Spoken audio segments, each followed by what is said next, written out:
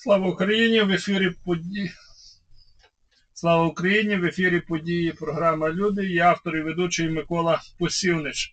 Сьогодні ми будемо говорити про дуже важливі суспільно-політичні теми, які торкаються України. І наша сьогоднішня війна, яка продовжується за велику і незалежну Україну. Ми маємо багато стратегічних союзників і, на жаль, ми недооцінюємо і недооцінили нашого найголовнішого стратегічного союзника, державу і дійсно братній народ, з яким українська мова найбільше пов'язана, найтішніші історичні корні, історичний розвиток, і маємо таку саму долю, як і наші брати білоруси. Сьогоднішнім нашим гостем буде Олексій Франкевич, керівник громадської спілки «Білоруська спільнота України», керівник благодійного фонду «Вільна Білорусь». Вітаємо вас, пане Олексій. Вітаємо. Ми маємо такий прецедент, що і в українській історії, і в білоруській є березень, дуже важливий такий місяць, і ми маємо День вільної Білорусі. Як в цьому контексту ми можемо з мого такого вступу порівняти український і білоруський досвід, бо, на мою думку, він є тотожний, і зараз як і Україна, і Білорусія перебувають в таких цікавих історичних моментах і паралелях. Ну так, дійсно, в березні місяці білоруси відмічають саму таку значимую дату. Це день основання Білоруської Народної Республіки. В 1918 году была заснована и провозглашена Белорусская Народная Республика.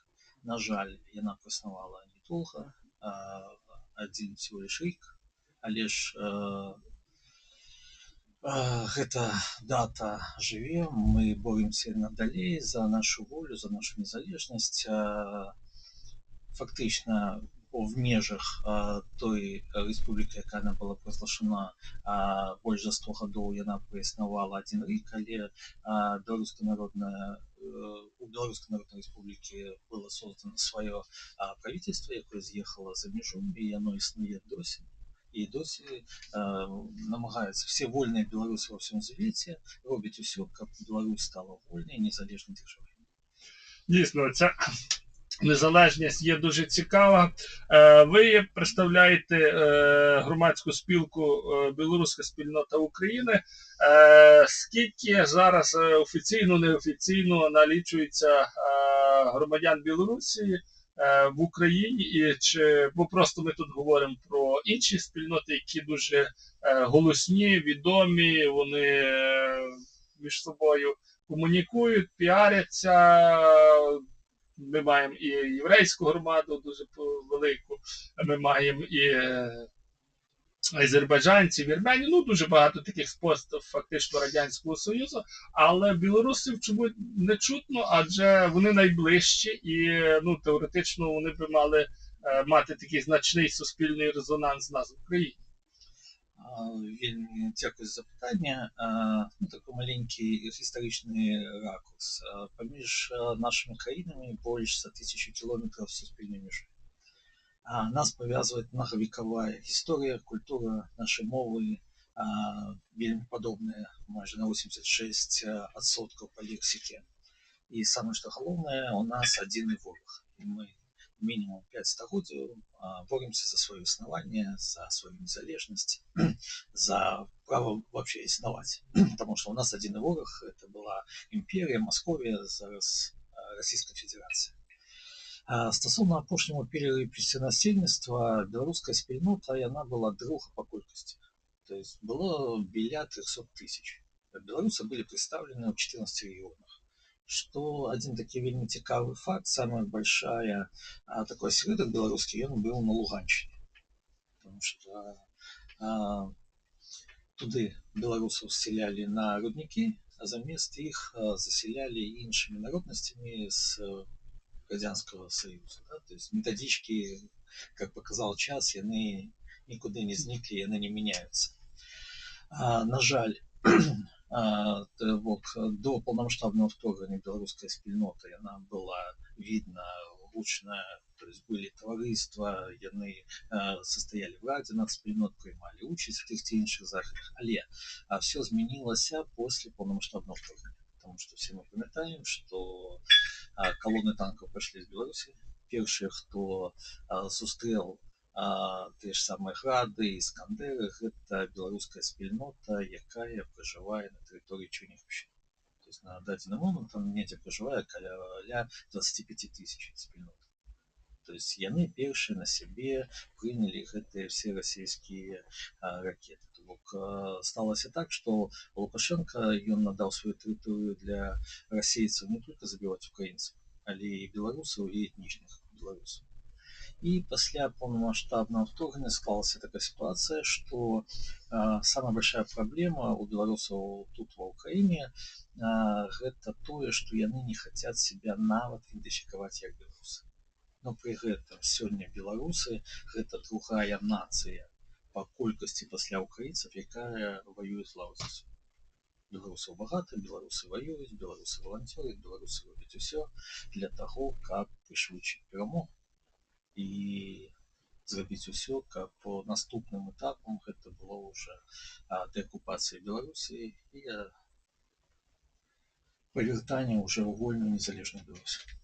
Дійсно, це найактуальніше таке зараз завдання перед і українською державою, і перед громадянами і Білорусі, бо вона фактично є момент зовнішньої окупації, тобто російського імперіалізму, і внутрішньої окупації це такого гібридного посткомуністичного, посттоталітарного, авторитарного режиму Лукашенка. Як у цьому контексті ми бачимо загрози і виклики для сучасної держави Білорусі, бо всі говорять, що без Лукашенка не може існувати білоруської держави. Представництво Білорусі таке, як, хоч зараз всі представляють Тихановську, але фактично вона не існує і нема загальнонаціонального визнаного такого органу. І як в цьому розуміння представити позицію загальнобілоруську, та навіть в Україні чи в Європі, бо Тихановська, яка представляє, але фактично вона не працює над такими мережами, як ми маємо приклад кримсько-татарського меджлісу, коли це є горизонтально-вертикальна структура, яка позиціонує себе, яка єдина при будь-яких розкладах і за політичних, історичних моментів. Що заважає білорусам зараз створити отакі, як типу кримсько-татарського меджлісу, чи інших, як свого часу українці в еміграції зробили свої представництва? Ну, по-перше, так, Беларусь, я лічу, яна під двойною окупацією, так, это оккупация першая з Російської Федерації, другая внутрішня, да, під окупацією режиму Лукашенка.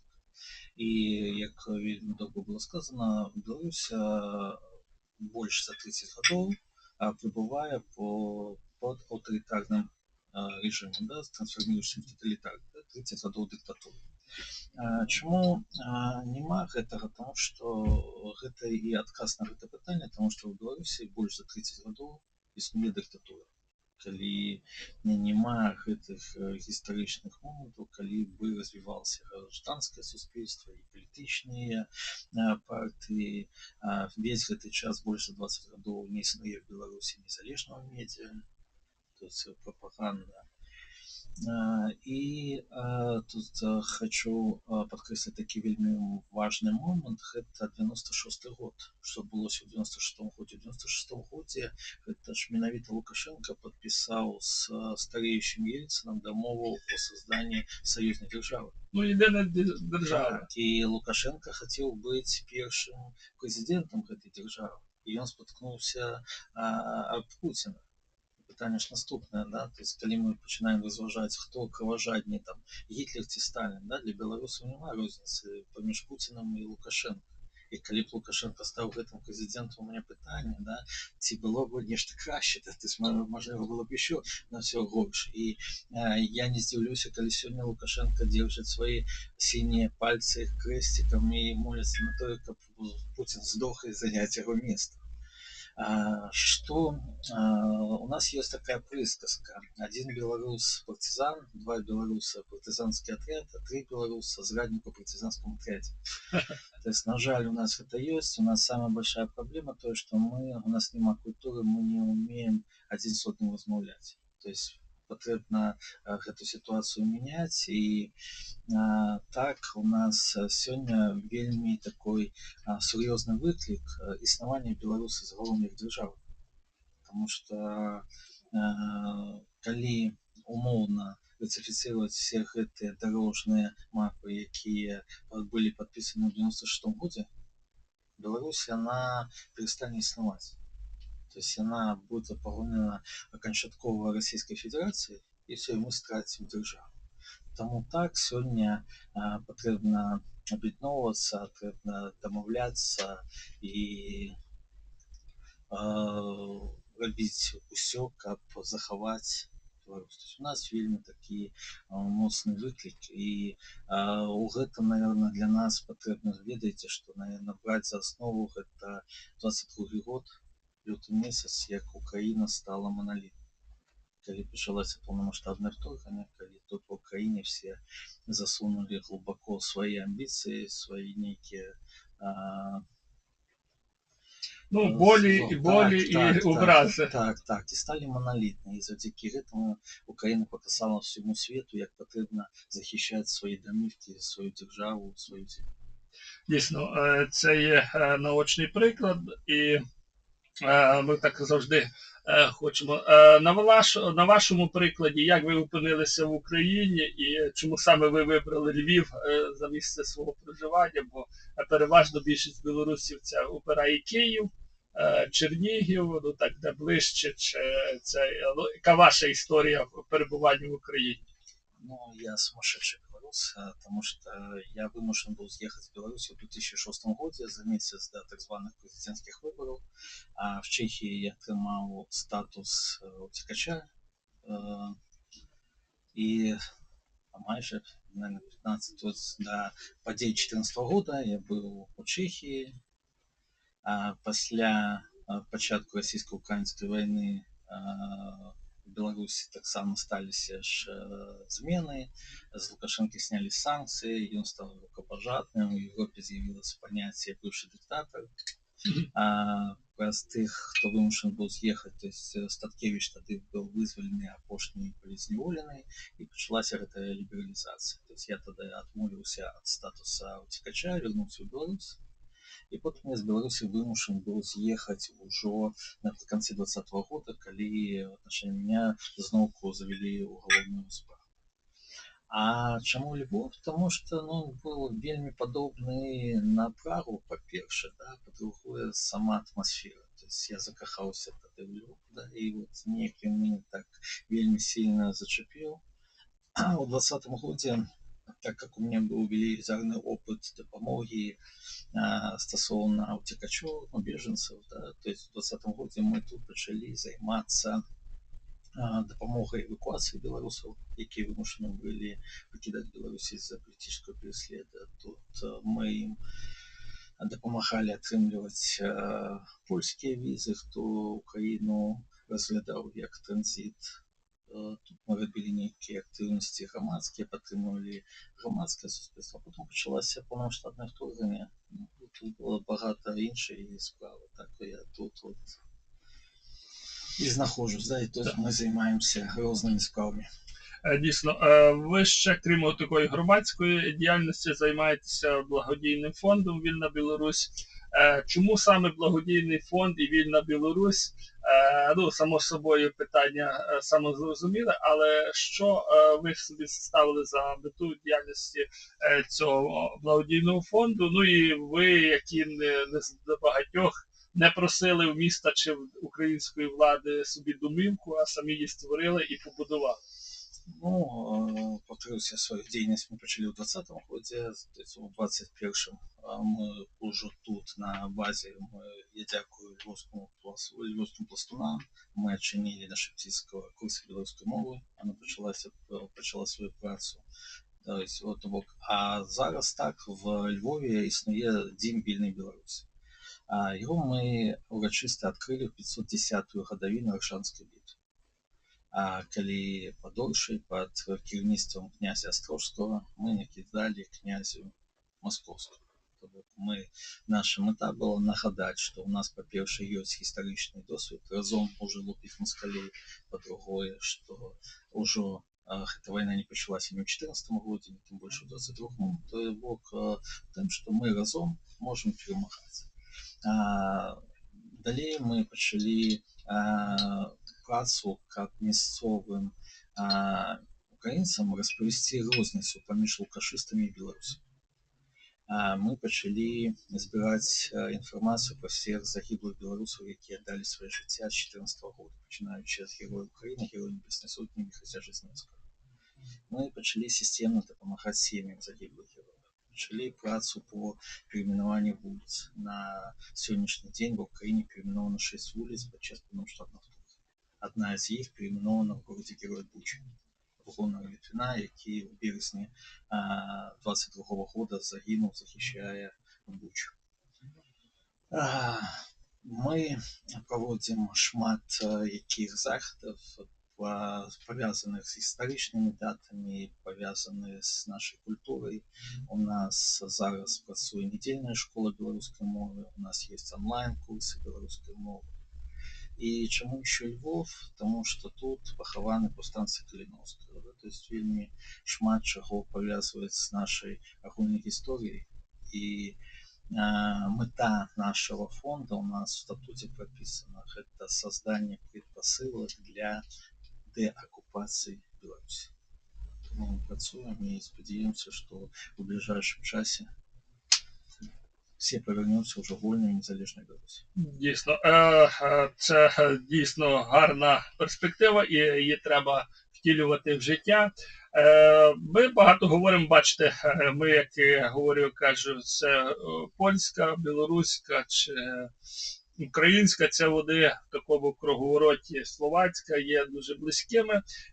Який зараз стан білоруської мови в Білорусі, бо ми на переважно більшості бачимо, що Білорусі мова, державна мова зведена до рівня такого сільської балачки, яка говорить пару баб в селі, і це вже не така мода, не така є, і всі переважно білоруси переходять на російську, бо і Лукашенко, і теперішня імперія, щоб бути в сфері великої російської культури чи великої культури, так і само з українською робили мовою. Яка оця історичні паралелі і сучасні загрози для існування державної мови, бо фактично режим Лукашенка зараз все робить, щоб білоруський прапор і мова зникли як основні такі ідентифікатори території і держави. Ну, опять же, знову гістаричний ракурс, 96-й год, коли представники были в Менску, представники ОУН, УНСО, коли каля 25 тысяч, тады был такі велізарны мітинг каля расійскай амбасады. Тады што сталася ў Беларусі? Расійскай мове надалі статус дзяржаўны, зменілі сімволіку, нацыянальны прапор знік і павернулі радзянскую сімволіку, надалі расійскай мове статус дзяржаўнай, і ў Беларусі майже на дадзены момант няма жоднай беларускай школы, беларускіх садкоў. Выключна. Таму што Лукашенко пачаў русифікацыю. То есть в Беларуси, на жаль, да, третя хвиля фактично. Да, на жаль, в Беларуси вы не знойдете ніяких, скажем, документов, нормативов, да, на белорусской мове. Их просто не існує. Все на российской мове. Белорусская мова в белорусских школах выкладаецца несколько гадзін на тыдзень. Фактично факультативное выкладанне беларускай мовы. Таму то, што сёння робіцца в Украіне стасоўна забароны расійскай мовы, да, мова сёння гэта наша зброя. У Беларусі беларуская мова гэта форма пратэсту. То есть калі вы будете на вуліцы размаўляць па-беларускі, гэта падстава для сілавікоў вас праверыць. Тому сьогодні ми вельми вдячні українській владі за те, що вони білоруську мову внесли в перелік мов, які потребують захисту. Тобто ми убедили правительство, то есть владу, что белорусская мова – это мова протеста, это не лукашистская мова. І тому, чому важно сьогодні, от ми викладаємо білоруську мову, да, на чому базується нація. Це історія, це мова.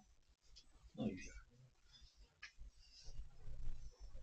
Дійсно, ця форма протесту є найкращим таким виявом. З іншого боку, ми так само бачимо, що ці історичні паралелі, коли протягом цієї історії в стосунках велико-балто-чорноморських Білорусія випадає, чи Білорусь як утворення, як державна. Як в цьому контексті ми згадуємо Литву, Польщу, Україну, але завжди чомусь випадає в теперішніх сучасних політичних розривах оця білоруська карта, як любить один великий лідер говорити, які ваші карти на столі, і чи ви маєте козирі в руках, чи заховані якісь кріплені карти. Як в цьому контексті актуалізувати оцей, починаючи навіть з історії, бо багато є таких зараз реконструкторів, які просто через мову, через костюм, через білоруську кухню це привозять і доносять, що це і Смоленська область, як, ну, і більшість оце до Москви, це були білоруські землі, або слов'янські землі, ну такі дійсно слов'янські землі. І в цьому просто росіяни відібрали і помалу цей шмат відкраювали. Як в цьому, і навіть історичному, історія Великого князівства Литовського без українців, без білорусів, ну неможлива оця як форма державності. І Литовські статути це була форма більше такого білоруської, ніж русько-української, як в цей час говорили. І в подальшому, як ви бачите, оце створення, то я так багато запитань додав, але національного міфу в такому доброму значенні. Ну так, що потрібно, я почну з того, що потрібно робити. Сьогодні потрібно вести системну працю і наполягати на тому, що без Білорусі немагчымы той самий Люблінський трикутник. Без вольной незалежной Беларуси не будет існувати вольная незалежная Украина. Так само, як без вольной незалежной Украины не будет існувати вольная незалежная Беларусь. Потому что на сегодняшний день без вольной незалежной Беларуси спокою в нашем регионе не будет. Тому так исторично склалось, потому что минимум 17 войн проходило на территории Беларуси. Тому это слова той же самой Екатерины, которая сказала, что не зробила русский штык, зробит русский язык. Как вся эта имперская идеология, и она вымывала про историю Великого княжества Литовского, про Речь Посполитую. Они же это все вымывали и робили все, как этого не было. То есть, как кажет Лукашенко, да, там, великий диктатор, он же скажет, кто такие белорусы, да, это русские со знаком качества. То есть, разумение. И великая шкода, что весь этот час, вот в 2020 году я столкнулся с таким яскравым прикладом, что, оказывается, мы один об одном, у нас больше 1000 километров совместной межи, а мы один об одном ничего не ведаем. То есть батька, добрые дороги, молочка, хозяйственник, да, нема олигархов. І тому потрібно нам працювати ідеологічно, розповідати про нашу сумісну історію, про нашу культуру. А саме головне, коли люди будуть цікавитися історією і культурою, вони будуть розуміти, хто наш ворог, і будуть розуміти, що тільки разом ми зможемо відстояти свою незалежність і право існувати. І дійсно у цьому форматі і повинно працювати. А як зараз, на вашу думку, є позиціонування сучасного? Ми дійсно говоримо про Білорусію без білорусів.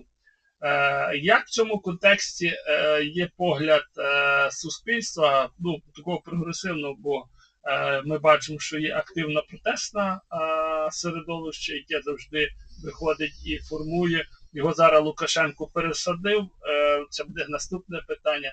Як ви це зараз в Білорусі можна побачити цю форму протесту? Ну, таку активний саботаж ми бачили почав і білоруський партизан, так і звані таке об'єднання інших. Як відбулася ця суспільна думка щодо російсько-української війни? Здесь на даден момент больше за 90 белорусов уже отдали свои життя. Это три прозвища, яких мы ведаем, да, отдали свои життя супраць российских оккупантов. И вельми важно казать, что белорусы плечо к плечу с украинцами стоят тут на захисте не только Украины, в первую чергу, как вызвали свою Беларусь, да, а другой месседж, который так само потребно казать, что белорусы плечо к плечу с украинцами стоят тут в Украине на захисте не только Украины и Беларуси, да, а всего цивилизованного мира от Российской империи. Питание наступное. В Беларусі. То есть так, есть люди, які вимушені були з'їхати, є люди, які на сьогоднішній день засталися у тюрмі. Але протест ён існує, аб чым сведчыць тое, што рэпрэсіі ў Беларусі не прыпыняюцца. На что подобные белорусы вот мало об этом кажуць, но мало информации про то, что сталося у той же Беларуси, калі получался полномасштабный вторгнення. Мало кажут про тых самых рейковых партизан, якія запынілі расійскія эшелоны. Людям при затрыманні прастрэлілі ноги, далі там по 25 гадоў колонию тюрьмы. Каля 800 человек было за акции протестов затрыманы только в Минску. За лайки, за падтрымку белорусских подрозділів. Ну, та навіть за донати. За донати, да, за лайк, за донати. Это само собой, за донаты это все уже криминальная справа. Вот у меня у Беларуси статья «Измена Родины».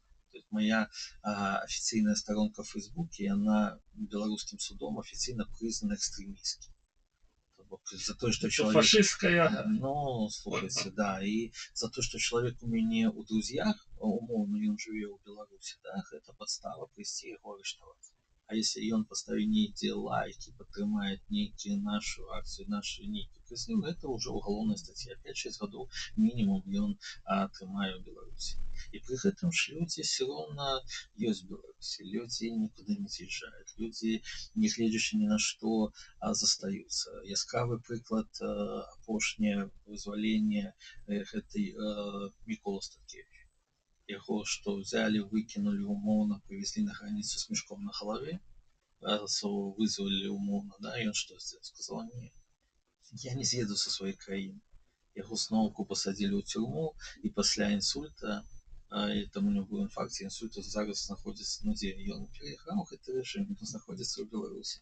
И что з Беларусі зрабіў зараз зварот і звярнуўся к палякам, чтобы на тэрыторыі Польши Европа дапамагла сфарміраваць беларускую вызваленческую армію, каб прийти і вирятувати Беларусь.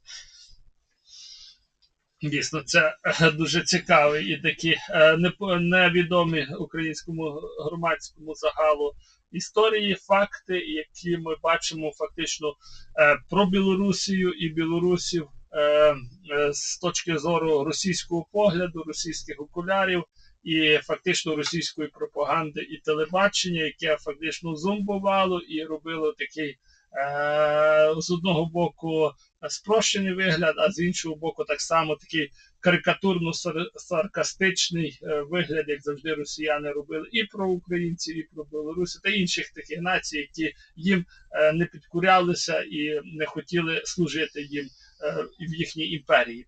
Нагадую радіослухачам, в ефірі програма «Люди, події, час». Я автор і ведучий Микола Посівнич. Сьогоднішнім нашим гостем є Олексій Франкевич, керівник громадської спілки «Білоруська спільнота України», керівник благодійного фонду «Вільна Білорусь». Сьогодні ми говоримо про історію білорусів і Білорусі, про цікаві сучасні виклики і те, як сучасна велика війна впливає на і білорусів, і їхнє суспільство.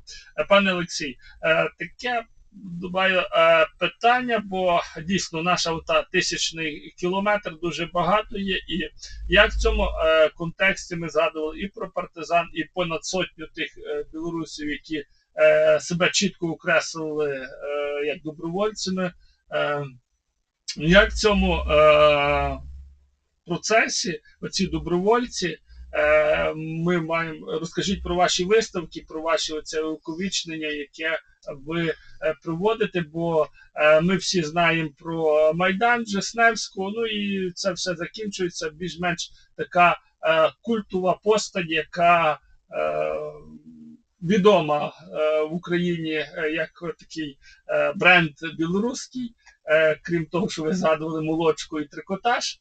А що ще є такого цікавого, яке ви можете розказати? Ну, тому і ми так створили эту выставку, яна называецца «Сукайна в сердце». То есть мы почали напрыканцы 22 года, калі мы зразумелі, што адбываецца, мы зразумелі, што вельмі патрэбна суспільству распавесці пра іншых беларусаў. То есть крэсліць, што есть такія лукашысты. Это тыя, хто надаў сваю тэрыторыю для паўнамаштабнага вторгнення, і тыя, хто падтрымліваюць расійскую агрэсію. А ёсць беларусы. Беларусы, якія з 14 года з Майдана тут в Украіне выборваюць сваю свабоду. Мало хто ведае пра тактическую группу Беларусь, якая пачала сваё існаванне з 14 года з Песка, да, з Донецкого аэропорта. Што большасць хлопцаў, якія сфарміравалі либо сталі у істокаў існавання полка Кастуся Каліновскага, да, беларускага добровольческого корпуса, гэта людзі пачыналі з добровольцаў добрабатаў, з правого сектора, з іншых падроздзелаў тут з добровольческого движения. Ну, це мені подобається білоруське слово доброохотники. Доброохотники, да. Це старе таке слов'янське, українське, що ви йдете з доброю охотою. Тобто це старе наше таке і українське слово. Якщо ти йдеш, то це йдеш з доброю охотою. Доброохотники це є більше таке старе при тому наше слово. Ну, слухайте, я ж кажу, що у нас вельмі шмат подобного. Гісторыя, да, это у нас слуцкі чин. То есть вельмі шмат гісторыі, якая нас аб'яднае. Мы пытанне, да, возьмем герб Галичины. Памятаете, что на нем есть? С одного боку лев, а с другой погоня. Почему? Вспомните, где был маёнтак у короля Данила. Ну, да, ясно. Да, это вот, да, у нас на жаль, нам вельмі не пашчасціла з нашим суседом, з яким от мінімум 5 столетий нам приходится биться. И к выставке. То есть мы пачалі з жонкамі, дружынамі беларускіх добраахвотнікаў збіраць інфармацыю і зрабілі такую выставку, якая распавядае пра беларусаў, якія тут в Украіне аддалі сваё жыцця. На жаль, на этой выставке изображены не все и названы не все прозвища и имя белорусских героев. Ну, з причин конспірації і безпеки родин. Так, да, большасць з іх родных знаходзіцца ў Беларусі, і в целях іх бяспекі мы, на жаль, пакуль не можам гэта рабіць. На гэтай выставке, якую мы зрабілі, ёсць прадстаўлены 2 беларуса, якія атрымалі пасмяротна звання Героя Украіны. Гэта Жизневскі герой Небеснай сотні, Герой Украіны, і Алексей Скобля, Туров. Ён загінуў уже в березні 22 года, захищая Киевщину под Мещуном. Гэта 4 народных героя Украины. Один з іх это Ганс Змітро Рубашевскі, які пахаваны тут на Львівщині. І імёнамі 6 беларускіх герояў перейменаваны вуліцы в Украине. А чым мы ганарымся, што адна вуліца не перейменавана, а будуецца новая вуліца, якая будзе насіць імя сучаснага нацыянальнага беларускага героя. Навошта мы гэта робім? Для таго, каб папулярызаваць іх імёны. Мы шчыра спадзяёмся, што ў майбутнім з іх імёнамі будзе асацыявацца не толькі вольная і незалежная Украіна, а і вольная і незалежная Беларусь. Мы хацім зрабіць усё, каб іх імёна жылі заўжды в сердцах всіх вольных беларусаў. Каб у Беларусі з'яўляўся пасіянарый, каб беларуская моладзь ведала, на каго быць падобна. І каб моладзь разумела, навошта гэтыя людзі аддалі самае дарагое сваё жыццё.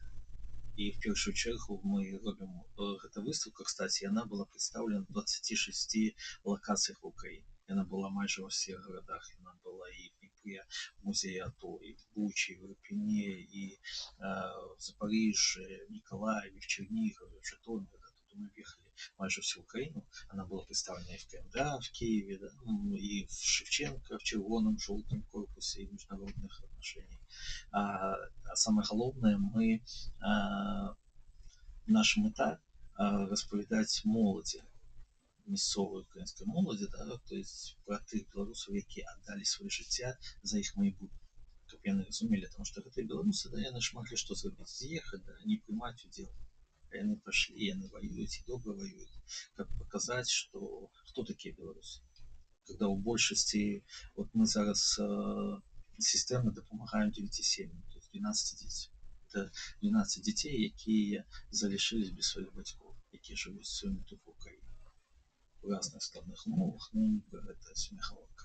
Але белорусы, чому яны воюють? Тому що, как бы гэта не гучало пафосно, калі пачалося повномасштабне вторгнення, у нас з'явилося окно можливості, гістаричне окно можливості. Тобто ми добре розуміємо, що калі Россия либо зникнет, либо ослабее, у нас з'явится гістаричный шанс вызволить Беларусь. Калі гэтага не адбудзецца, мы ж разумеем, што мы зноўку на стагоддзя страчаем свою державу. Дійсно, це на 3 покоління фактично знову ми маємо або 3 покоління буде примусу і війни, або 3 покоління знову будуть в неволі і в боротьбі. Як з іншого боку, ми зараз говоримо багато про молодь, про людей, про старше покоління, а ви тут говорите, що в режим Лукашенки є оце такий антипод комунізму і нацизму в одній особі з китайським таким експортним варіантом. Як в цьому контексті ми бачимо, що Білорусь, якби як говорили, якщо ти говориш українською, то ти вже націоналіст і бандерівець.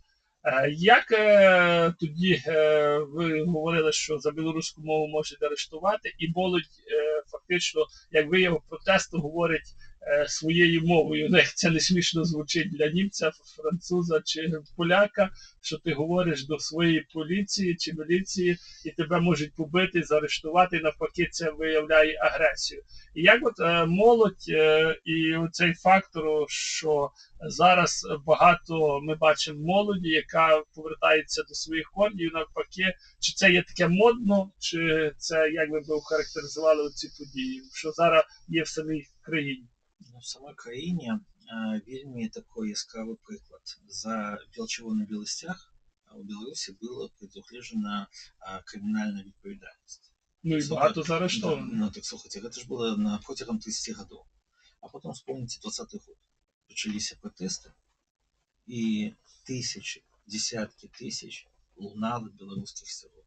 Такое было чувание, да, что они лежали негде под ліжком, и люди все достали, бросали, да, і вийшли, да, і то есть така колькість, да, то есть гэта был яскравий приклад. Ну це не підготуєш за один день. Так, люди вийшли, так вот, і от тоді було бачно, да, що Білорусь нас вернулася як нація, да, то есть люди показали, да, яскравий приклад, який у їх стяг, да, під яким стягом яны прагнуть свободу.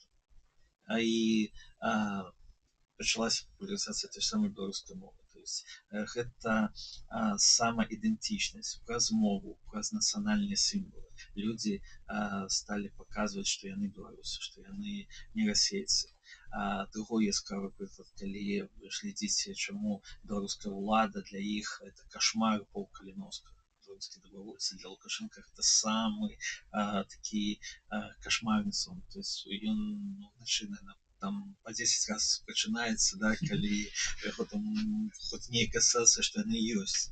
І гэта как вызвалительное войско. То есть гэта тое, што больш усяго сёння натхняе моладзь.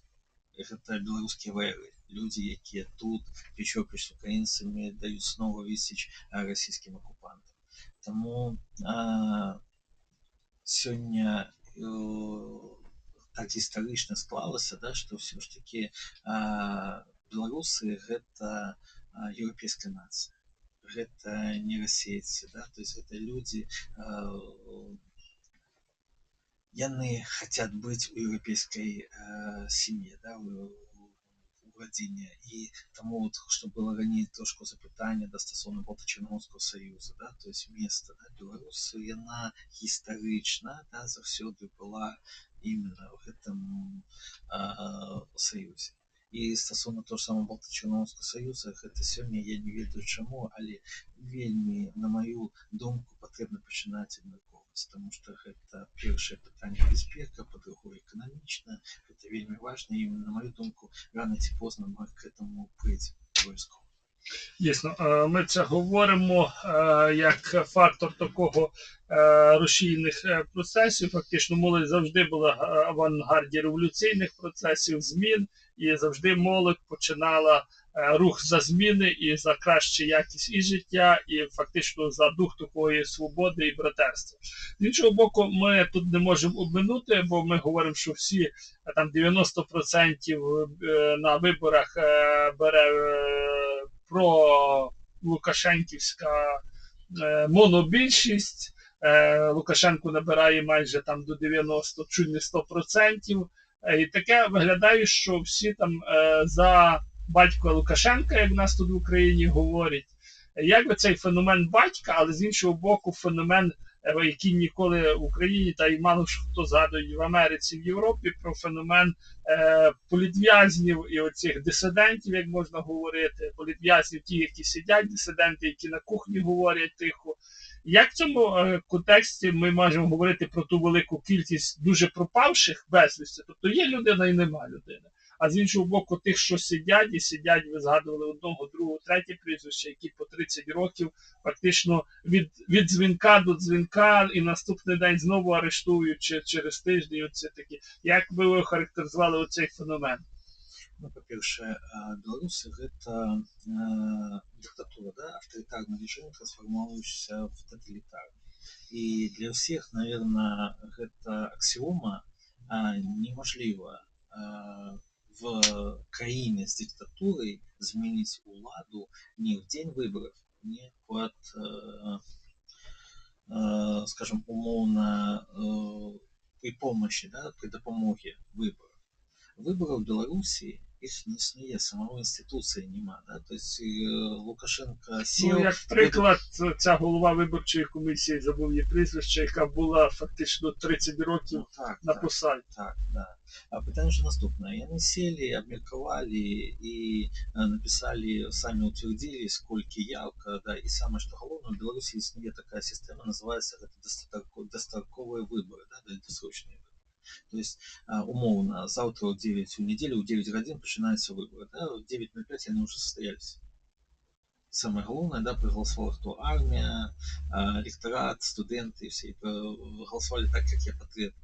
Потому что самое главное, кто фальсификаторы, главные злочинцы, это ректора державных установ, это заучи, это выкладачи навчальных установ, это система. Сістэма гэта дыктатура, таму вот патрэбна пра гэта больш казаць, і вот вельмі шкада, што ў нас паміж, скажем, нашымі народамі, да, гэтай інфармацыі майже не было. Ніхто Лукашенко... Ну, як говорить батько Лукашенко. Ну, вот, саме што цікавы феномен бацька ж называлі толькі за пределами Беларусі. У нас гэта нарицательно, все, хто з бацька, іх называюць я бацькам. То есть это я батьки. И тому, когда выезжаешь за пределы Беларуси, там ваш батька, да, и у нас всегда была такий жарт, акция «Забирайте одного, 3 в придачу». То есть мы, коли вам так подобается, так заберите, да, то есть, да, допоможите белорусскому народу, да, избавиться от этого батьки. Тому, на жаль, вот, пытанне гэта не інфарміраванне, і вельмі шкада, што калі пад бокам дыктатура, дыктатарскі рэжым, да, пра гэта не кажуць, ему дапамагаюць, з ім вядуць гандаль, торговлю, купляюць, то есть напаўняюць яго казну, і тым самым прадліваюць гэту дыктатуру. Тому што на дадзены момант в Беларусі 10 порядка 1300, калі я не помыляюсь, там 1200 офіцыйна са статусам палізняволеных. Каля 300 тысяч вымушана было з'ехаць только из-за переследов в Польшу. У остатніх 20-го року. Так, да, так, недзе цифра каля мільёна людзей вымушаны былі з'ехаць. Гэта сотні тысяч людзей, якія прайшлі праз рэпрэсіі. А саму гісторыю мы ж мала ведаем. Лукашенко прыйшоў к владзе. Што ён зрабіў першымі крокамі? Усе яго апаненты, яны ж фізічна зніклі. В невідомому напрямку. Так, да. То есть у нас так і кажется, що у нас тисячі білорусів прячуться в бетоні. То есть и это и министр внутренних справ, и его личный журналист. Да? То есть вся оппозиция, и она зникла. Потом он понял, что это ликвидный товар, что им можно гандлюваць. И он стал их что брать в закладники. И он дает срока, а потом начинает размовлять с европейскими этими либеральными демократичными представниками. Ты кажет, о, класс, мы домовились, все, людоед, все, больше не будет есть людей, и он передумал, да, классно, все, и глядите, какие классные, да, какие классные змены, да, ну, давайте згадаем 14 год, коли з'явилось понятие бывший диктатор. З яго знялі санкцыі, ён стал рукапажатым, і я не здзівіўся, калі б ён еще атрымаў бы прэмію міратворца. Ну, гэта ж так. І таму, на жаль, вот, мы маем такі феномен. А наскільки зараз є політв'язнів перебуває в білоруських тюрмах, лукашенківських, ну, в білоруських тюрмах це недобре слово, але так, бо це є фактично тюрми Лукашенка, і оця знаменита американка чи інше, це, бо ми знаємо тюрму Налонську, Биківні інші, а ми не знаємо, ну, Катинь знаємо, а оця американка ось сучасна і минула. Ну так, американка, це слідственний ізолятор КГБ, все ж так і залишилось КГБ, слідственний ізолятор. Полізневоленные в тюрмах ходят с желтыми бирками, то есть у них желтые, как бирки. У нас нічого не змінилося, тому що калісті Лукашенка ёсць яго такая прамова, потым ее хотели или убрали с интернета, где он рассказывал, чым ему падабаецца Гітлер. Ён казаў, да, які Гітлер класны хлопец, да, чаму ему вот гэты ж чувак зрабіў такую вельмі потужную дзяржаву. И на данный момент, калі я не помыляюсь, штосьці 1200, гэта офіційна, да, палізняволеных. А я думаю, что эту цифру можно смело умножать на 2 ці на 3, потому что гэта тыя, про кого мы не ведаем. Люди, якія былі невядомыя, гэта былі не какие-то актывісты, не грамадскія дзеячы. Ну, такі невідомі лідери громадської думки. Да, звичайні білоруси, да, яких, я думаю, що эту цифру потрібно умножать смело на 2, да, то есть тысячи белорусов, на жаль, застаюцца ў тюрмах. Гэта там і журналісты, і праваабаронцы, і багата жанчын, да, то есть шмат, это і лідер нацспільноты польскай Пачову, да, то есть шмат людей, якіх Лукашенко держить за клаві. З іншого боку, ми маємо приклад наших революцій гідності, інших, коли ми бачили, що я уважно слідкуючи за білоруськими процесами, за протестною молоддю, бачив, що ці люди, які були, то видно було, що вони відразу або з російського ФСБ, з Росгвардії, бо методами, якими робила поліція, і маючи досвід український, що це були заслані козачки, і фактично, що це були введені російські війська для розгону таких демонстрацій, бо явно, що це вони не знали, ну видно відразу, якщо свій мент, як ми говоримо, то він знає свій район, знає, а видно відразу, які люди привозили чи давали, накачували, що вони не місцеві і тобто не орієнтуються. Як цьому можна прослідкувати в цих, як говорив в лапках Лукашенко, подавлення бунтів, у цей російський слід? Слушайте, у нас с этим вообще все кепско, потому что если мы берем то же самое КГБ, силовые структуры, они же досі заканчивают свои высшие установы где в Москве. То есть, на жаль, так, на жаль, да, і ви ж пам'ятаєте, недзе год до повномасштабного вторгнення ми піднімали тут в Україні це питання міністр Збройних сил, де він отримав кабінет і ключі від кабінету? В Москві. Тому, на жаль, да, все там вельми складно. І от я являюся керівником громадської спілки білоруської спільноти України. Це також, да, от вельми важливий момент. Раніше белорусская спільнота, она была представлена в 14 регионах. Курировалась она кем? Белорусским МЗС. Белорусским МЗС. У них даже было чувство юмора. Знаете, как назывался? Это СБУ. Союз белорусов Украины. Возглавлял его бывший некий там полковник, генерал КГБ, ФСБ, то есть Калишник.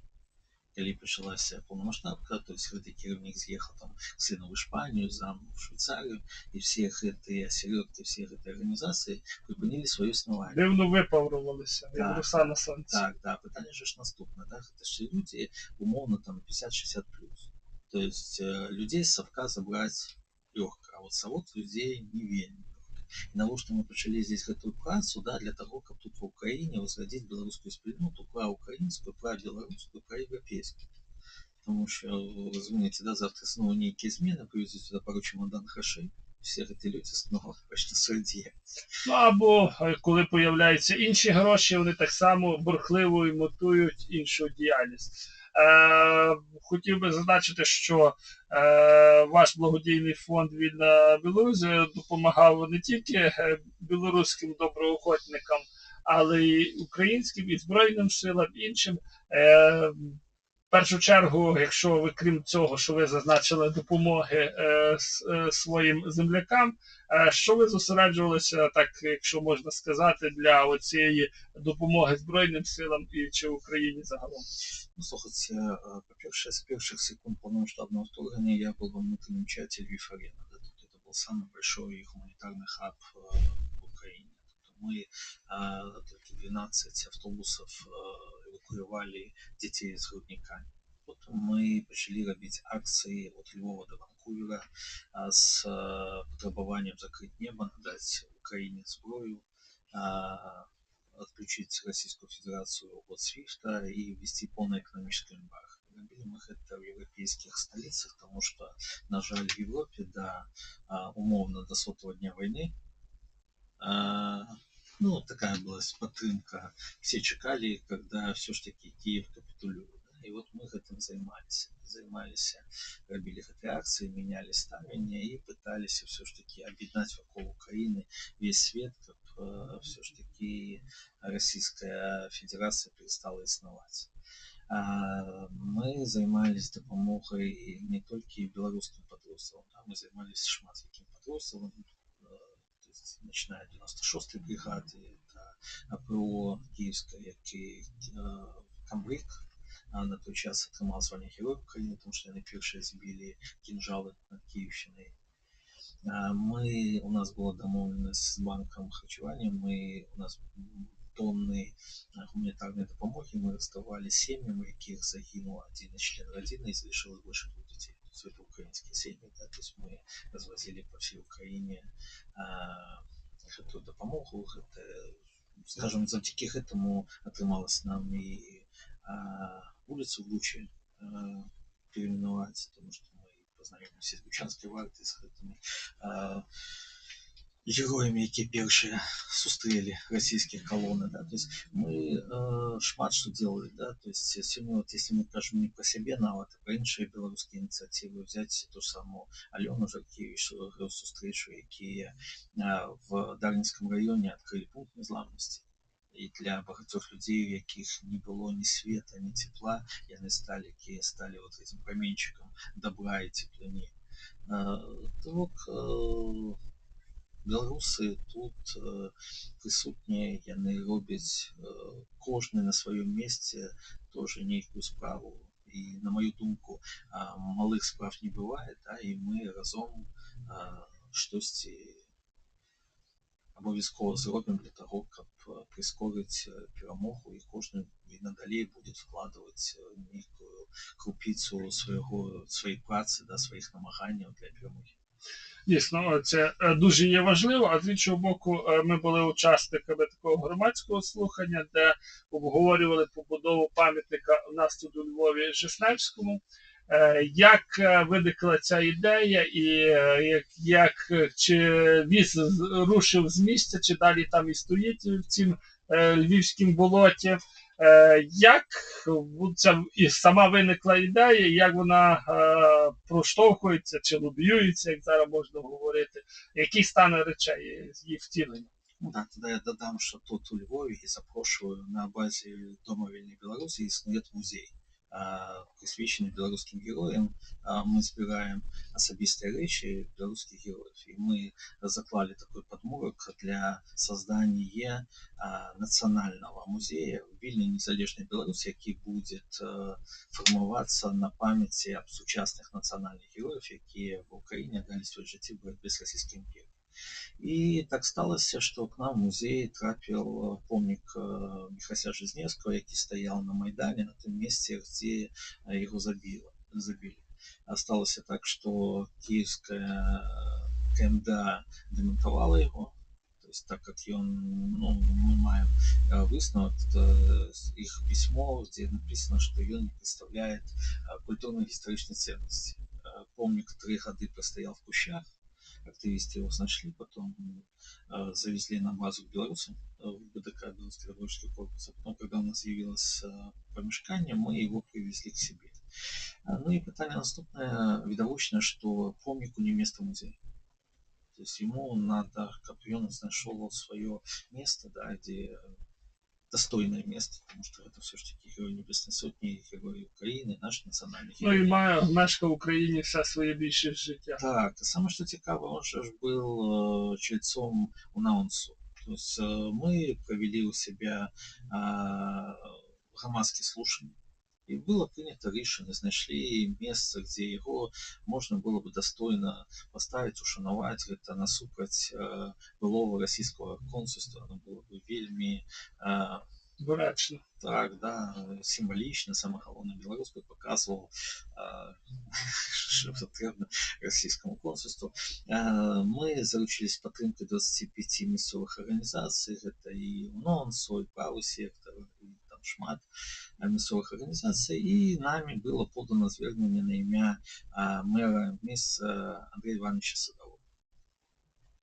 Ну, покуль помник знаходится у нас в музее, но мы сподіваємося все ж таки, вот, може, передачу хтось послушать, и Андрей Иванович почує наш голос, да, и примет правильное решение, потому что я думаю, что тут большинство людей бы подтримало, и было бы вельми добре, чтобы в культурной столице Украины з'явился бы помник Героя Небесной Сотни, Героя Украины Михасю Жизневскому. Это было бы вельми добре, это бы как идеологично, так и по всем аспектам, да, то есть все бы сказали, как дякую місцевому владу.